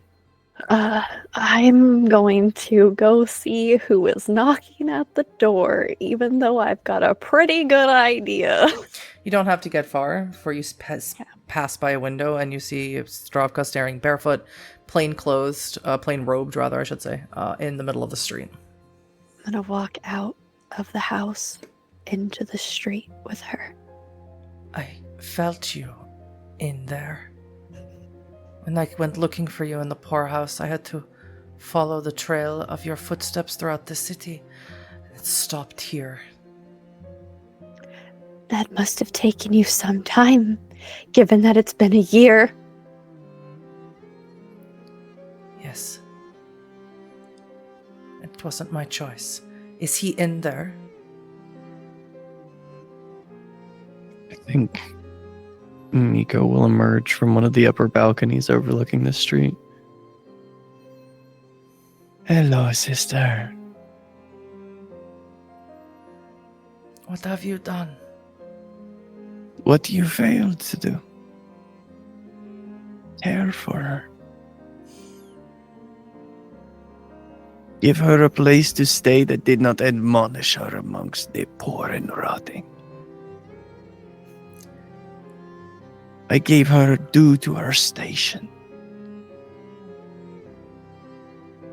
You gave her arrogance, capriciousness. The stink of Mikavikos. The bedlam of Stravka. You rot in your own madness, sister. It is not madness. It is simply weeping for the earth that cries when no one listens. So you would cry for the land and not that I was gone? That you were gone? I never... And I'm right here. You don't have to talk about me like I'm not here. I've been here the whole time. I know. I was not. No, you weren't. I was called away to Wallachia. I did not want to tell you. You left this, not just the city, but the country? This is what Simeon's love is. And you scrape like a dog for it, Stravka. You know exactly why I must, Mika. I don't. Because she subs at his wrist. Because she slaves herself to him. Not all of us were born into wealth and power to so easily break away. Your lack of vision is boring. Your disregard for everyone but yourself is disgusting. You are using her with your charm. How dare you? To say that I use her after you abandon her. Are not listening to the words that she is saying. Have you heard a single thing she has said to you, Stravka? Yes, and I know all the things you said to her, what you tried to say to me in my youth, when you realized I had no gift for flesh crafting. You abandoned me so easily. Learned it from our sire, I know. Do not pretend with me, Mikavikos. And is it so far-fetched to believe that I would have learned from that mistake? I think you have learned to be more cruel. I think you hate me for something I had no control over. I hate how weak you are, Stravka. I am not weak. The earth begins to shake again. So you watch Mika lose his balance, tumble headfirst from the second story balcony onto the ground, but land rather gracefully. I'm so glad that after all this time, it's more about fighting with your sibling than me. Mika will poison you. He will poison the world if it will serve their ends. Iona, you must know this. I'm not Iona. I'm this now. And do you not love me? Or was it just that part of me? Was that the only thing you loved, Savka? I love every part of you. Eyeballs to entrails. It's been a year. It's been a year. And this is the first thing you do. Is start a fight. Do you know how I've been? I don't know how you've been. I don't know anything about what you've been doing. Except for you've been gone. I am sorry. I don't think you are. I am. I think you're sorry that I'm upset, and that's about it. Iona is dead. Iona died. And you missed it. I didn't miss it. I killed her. Remember? And then left. For him. I am sorry. Is me loving you not enough? If you would like to know what it feels like, child of mine, lover of mine, to be devoted to me the way that I am forced to be devoted to him. I can show you, but I would never want that for you. Ever. I already have your blood, and I've done so much with it. You have my blood. You do not have the chain. I made sure of that. I will never have a chain ever No. again. But I still do. To free you, I had to chain myself. There was no other way. You may roll your eyes all you like, Mika. It is the truth. If you are going to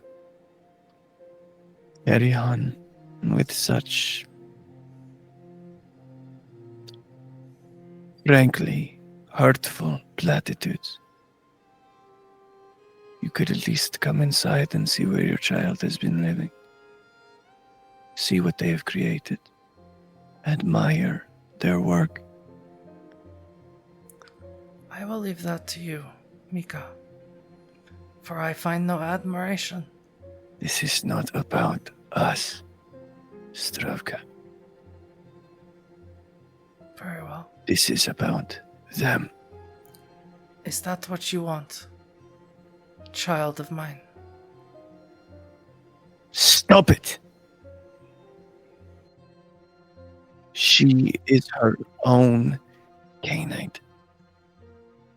And you will not refer to them as belonging to you any longer. I don't need you to speak for me, Mika. Of that, I am more than capable of talking on my own. forgive me.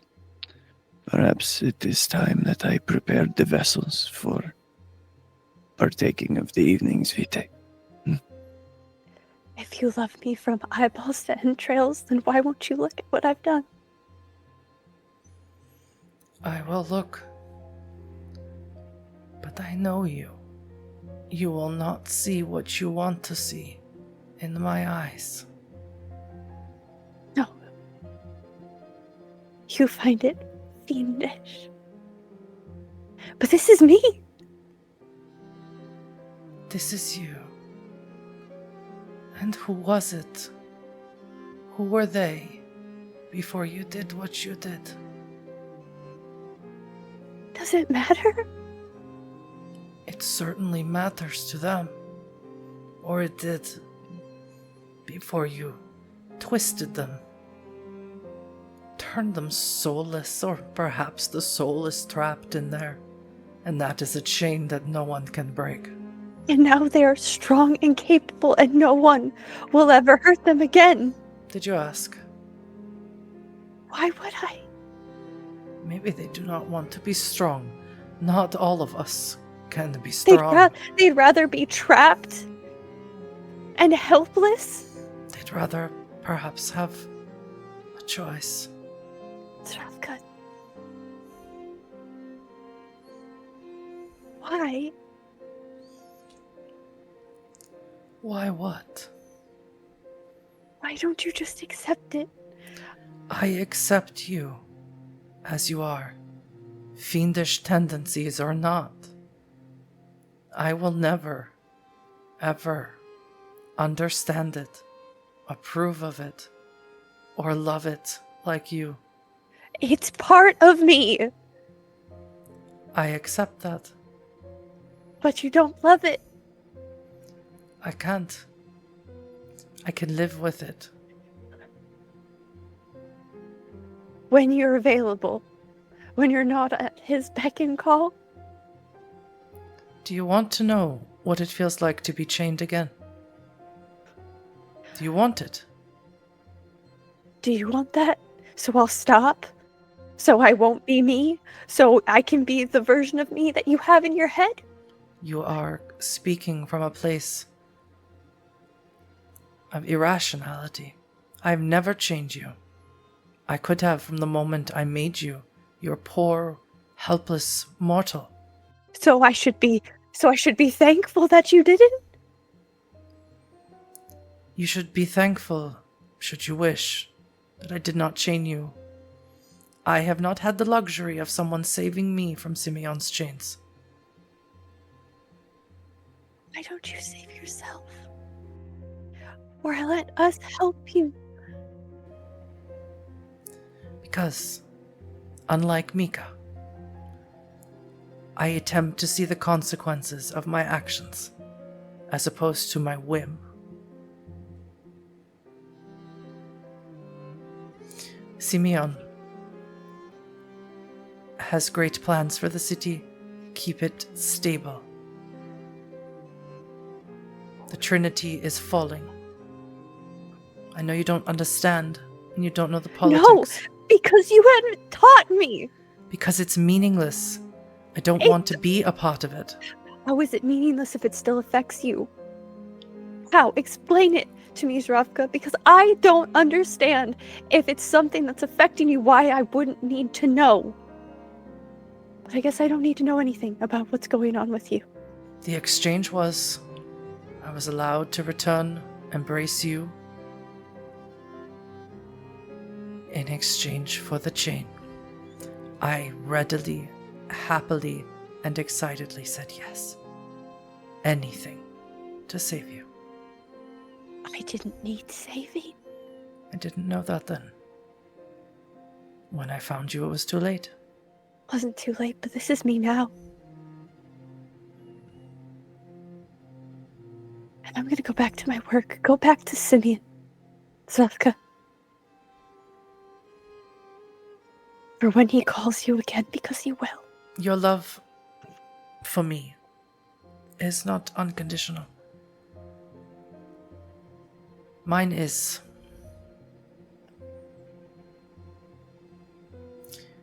My love for you is unconditional. Yours is with a condition that I must love.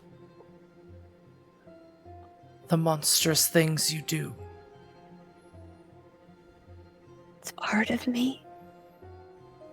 And I will use Mika to learn. Despite your assumptions of what's going on. I make no designs, no assumptions on you. I gave you freedom, and freedom you shall have. Even if it's freedom from me. I'm sorry that you have thought so ill of me for so long. I hope in the future you will think kinder of me. You don't know what I think of you. If you ever want to share it,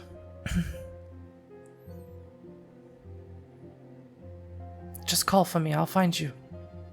I'll hear your voice in the wind. Follow your chain back home, Zravka. And that is where we are going to end Prologue 3, Shape of Her, for this evening.